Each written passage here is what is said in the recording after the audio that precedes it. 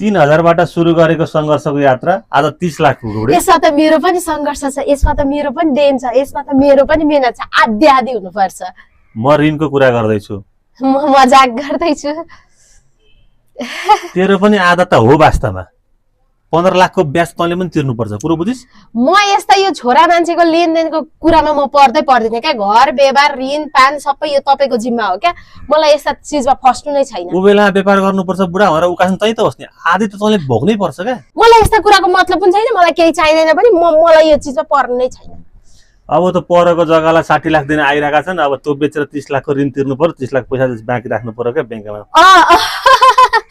त्यो हामी सुख दुःखको साथी भनेपछि त्यस्तै त हो नि। तपाईँको ऋण मेरो ऋण, तपाईँको पैसा मेरो पैसा, हामी त मिलेर पो अघि बढ्नुपर्छ त होइन? साझेदारीमा काम गर्नुपर्छ।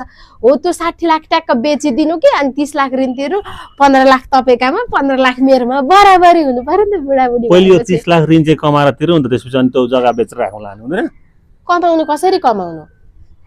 तँलाई सम्पत्तिमा चाहिँ तेरो आँखा यस्तो भएर आँखा गाडी हाल्ने, अनि त्यो ऋणमा चाहिँ त पर भाग्ने हो नि।